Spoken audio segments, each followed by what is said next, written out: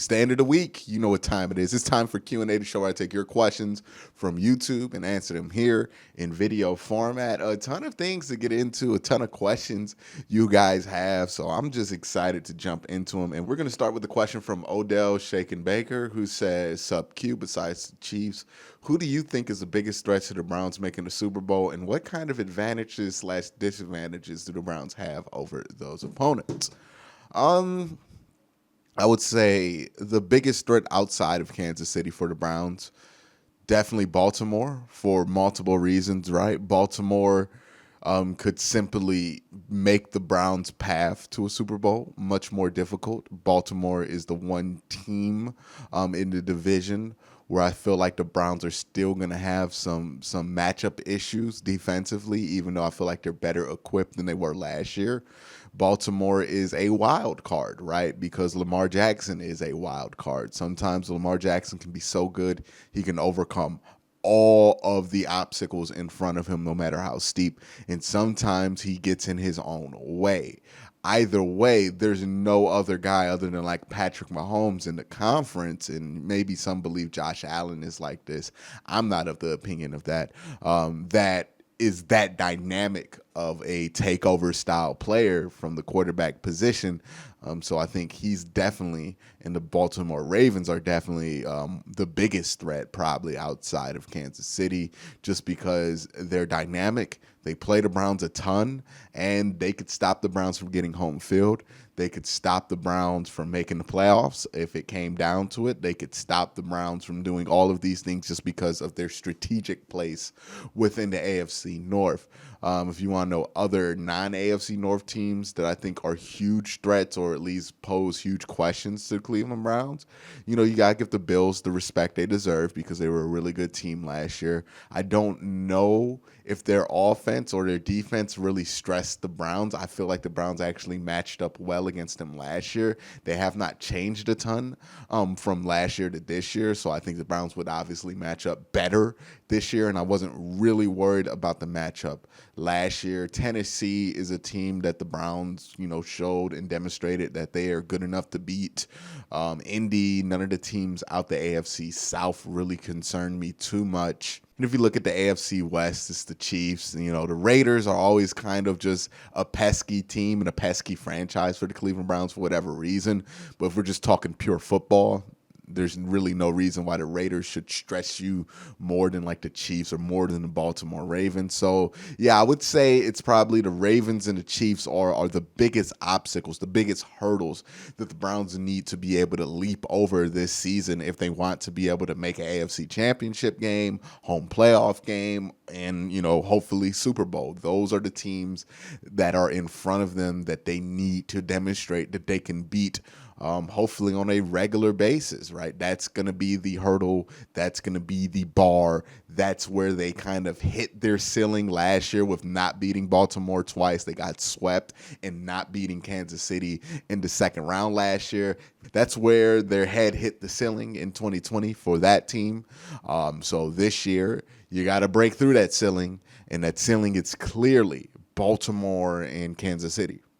Next question comes from Kyle, who says, I heard a lot about the versatility in the linebacking group in the secondary, which is justified, but why haven't I heard anyone talk about the defensive line versatility? We could use an odd front, even front, 4DN line, even 5-man front if needed. My man, you must be new to this channel, because if you would like to hear about the versatility on the defensive line, go check out every video I made for probably about 3 weeks, a week before they signed Clowney, and like the 2 weeks after they signed Clowney. I went crazy on the defensive line versatility that the Browns can have and how they can line up different ways. I think I even did a video showing how the Browns could align differently now that they do have all that versatility on the defensive line. So if that is what you're looking for, and if you're watching this video and that sounds interesting to you, just search my name, Jadeveon Clowney, all the stuff I did about the versatility of the defensive line will be there, but I am as excited about the versatility of the defensive line as I am about the versatility of the back end. I just think right now you're hearing more about the back end because the stuff they did to the back end is new, right? JOK and Greg Newsome are two pieces that really unlock that secondary when it comes to versatility. So it's going to be more recent. That's why people are talking about it more recently now. But thank you for the question. Next question comes from Adam Martin, who says, "Hey Q, I know we have a full defensive tackle room at the moment, but do you think we still may re-sign Sheldon Richardson for the right price, and could we sign Olivier Vernon to beef up the pass rush rotation?" Olivier Vernon's probably not going to play this year, man. He tore his Achilles like right before the playoffs, so he ain't coming back this year. He's not coming back this year unless he gets like some kind of magical surgery done. It's not happening. He's like over 30. He tore his Achilles late in the year. He's taking a forced sabbatical this year, so he won't be signed with anybody more than likely. And if he does, it'll be a surprise. As far as Sheldon Richardson goes, I think, when they drafted Tommy Togiai, they brought in Malik McDowell, and they got Marvin Wilson. I think they feel fine about that defensive tackle room, and I think they're moving on from Sheldon Richardson. I don't think they'll bring him back. Unless there's like a major injury before the season starts and Sheldon's still available, I just really don't see where Sheldon and him coming back is still in the cards. Next question comes from A, who says, "I saw CBS rank the Browns defense number 3 overall in the league. While it doesn't matter that much, what are your opinions on this? I think they set the bar too high for the defense." Well, I mean, if you're just looking at this name by name, which most people who are doing those rankings, yeah, you would assume that this is probably going to be a top 10, top 5 defense. We all know that defense is one of those hard things to really project, so even how good it looks on paper is not really going to translate, or at least be a good enough translation to just bet on. But, I can understand why somebody would rank the Browns defense number 3, especially if you're somebody who believes in Jadeveon Clowney. Then this defense looks amazing, right? Malik Jackson, Jadeveon Clowney, Myles Garrett, JOK, Malcolm Smith, John Johnson III, Troy Hill, Ronnie Harrison, Denzel Ward, and Greg Newsome. Like, yeah, in the right eyes, this looks like an amazing defense, and it could be an amazing defense. And whether that's setting the bar too high or not, I mean, like, we're realistically, like, not like jokingly talking about the Browns making the Super Bowl. There's no bar that could be set higher than that. So I don't really worry about if the bar is set too high. That's stuff that you worry about when you're just trying to win a playoff game. But this team's trying to win the Super Bowl this year. If that's the case, then that's just what they got to live up to this year. The next question comes from Ben Smith, who says, "Will the Browns be able to afford Baker Mayfield if he maintains this level of play that he had at the end of last year? He could ask for Patrick Mahomes money if he wins a Super Bowl." Look, man, I'm going to just say this right now. If Baker Mayfield wins a Super Bowl before his rookie deal is over, the Browns can give him $5 billion, trillion, gazillion dollars day one as a signing bonus, use the entire salary cap on him, and it would be worth it, and it would be a bargain. If Baker Mayfield wins the Super Bowl, I don't care what you pay him after that. I don't care. I really could care less. Give him $40 million a year. Give him $50 million a year. Give him $60, $70, $80, $100 million a year. I don't care. If he wins a Super Bowl, and he is like he wins like Super Bowl MVP and the Super Bowl, it doesn't matter what the market value is at that point. He's getting whatever money he wants, and you better give it to him, right? Like, if Baker wins the Super Bowl, the Browns can give him whatever. The city of Cleveland will gladly subsidize his millions of dollars to figure out a way to keep him. There will be no price too high if he wins a Super Bowl this year. He will become the emperor of Cleveland, let alone like make $40 million a year. Like, I don't care what he makes after that, right? If he wins the Super Bowl this year, Baker, you can make whatever money you want, get all the advertisements you want. You could get fat. I don't care. If you win the Super Bowl this year, it would ultimately all be worth it. The next question comes from Troy, who says, "Hey Q, I was wondering, do you believe that Grant Delpit can come back and play good even after his Achilles injury?" I do believe he can come back and play good because everything is indicating that he does look good. And one of the things about the Achilles injury is a lot of the math that we have had about how hard it is to come back from an Achilles injury is skewed simply because people tend to tear their Achilles when they're much older, right? When they're in their 30s, sometimes late 20s. And that skews the data where, if you are older and you tear your Achilles or your ACL, it is much harder to come back versus when you're younger. What we're finding out as for whatever reason, more young guys are tearing their Achilles than ever, which is not a good trend or anything, but as more young guys are tearing their Achilles and recovering and coming back, what we're learning is that this is a more recoverable injury for younger players than what we thought. And Grant Delpit looks to be right now, knock on wood, an example of that. Now, should we expect Grant Delpit day one to be Grant Delpit that we expected him to be when we drafted him in the second round? No. You're probably not going to see a ton of Grant Delpit till like week 6 or 8, just because there's going to be a large acclimation period between when he is actually cleared to go full contact in practice and then when he is ready for playing football, right? Like, he has not done anything in over a calendar year. So he's not going to simply be cleared and be playing the next week.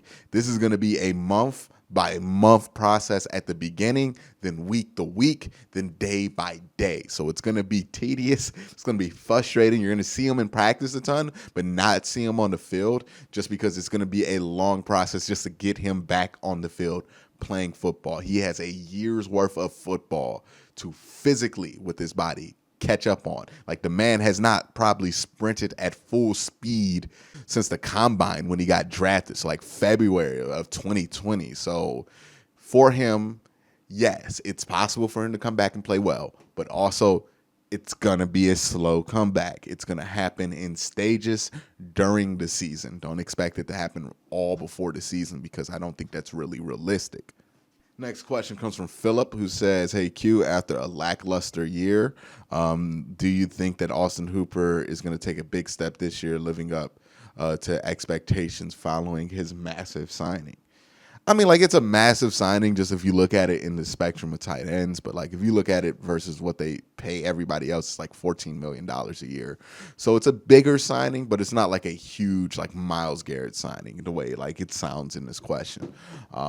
But the question is, and I wouldn't know this because I would have to be in the coaching staff and everything else to know this, but, how happy are they about Austin Hooper's ability to block and Austin Hooper's ability to be versatile in that way? One of the things that brings value with Austin Hooper is that you can run with him on the field and you can pass with him on the field. And he's not a guy that if you put out there is a dead giveaway at the tight end position on what you're going to do. Like Stephen Carlson, you're only doing one thing with Stephen Carlson's on the field, which is running the ball. So that's one of the big things that brings value with Austin Hooper. He had a disappointing first half of the season if you look at his receiving numbers, but I think he did step it up towards the end of last year. And, maybe in the second year of the system, he'll be much better. So we'll see what happens with Austin Hooper, but I just don't know how much big numbers are going to come from any tight end this year. Next question comes from Ben, who says, "What's your opinions on the Browns not taking OTAs is seriously voluntary OTAs, by the way, as seriously as the Chiefs, Ravens, Steelers, mainly the Chiefs, considering we played them week 1. Do you think we should be trying to get a competitive advantage or every competitive advantage that we can get?" All right, we're going to talk about voluntary OTAs now. Now, look, if you've watched this channel for years, this is no surprise that I have never placed values on OTAs. I have always talked about how meaningless discussion is about who shows up and who doesn't show up to OTAs, because it's not like when Chad Henne runs for 14 yards. We're talking about, the Browns didn't have OTAs last year. That's why Chad Henne got that run. No, it's about execution. It's about practice. It's about adjusting during the season. Training camp is very important. OTAs, minimally important. Virtual voluntary OTAs, Not important at all. We have seen, and if you watch any of JC Tretter's studies when he's talking about why he is encouraging more players not to go to voluntary OTAs, was that he saw improvement for most teams, players, in organizations that did not do the OTAs last year because nobody did the OTAs. The quality of game went up. The injury rate went down. Like, all of these things are tangible, actual pieces of evidence that you can go and find that actually happened last year, and showed that OTAs, especially voluntary OTAs, just aren't that important. And, you could spin this in any kind of way, competitive advantage here or there. What they're doing in OTAs, they're not getting more work in than if somebody was just working out on their own wherever they train during the summer. It's just a fact.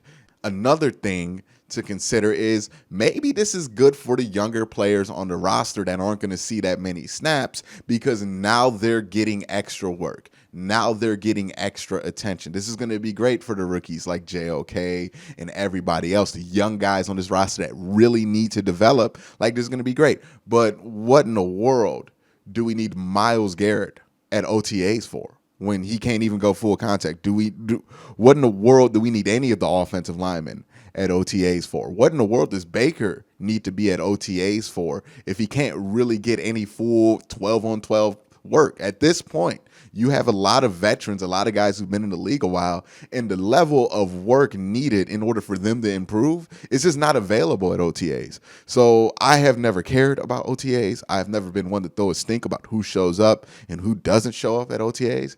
I don't think they matter that much, because last year they didn't have OTAs, and last year was literally one of the best football seasons I have seen in quite a while.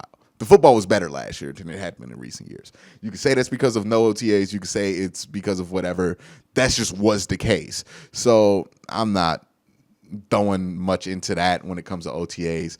Are they going to have a competitive advantage against the Chiefs week one, or the Chiefs going to have a competitive because they went to OTAs? I promise you, in week one, we're not going to be talking about who showed up to OTAs or not.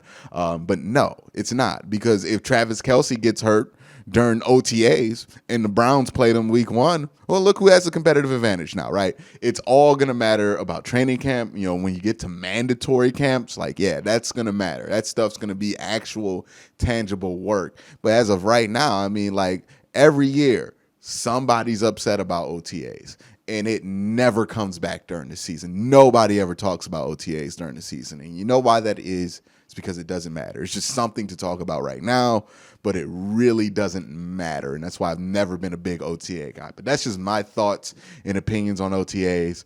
I've thought that for 2.5 years. I've said this for 2.5 years. Whenever there was an OTA controversy about any player, I don't care about them.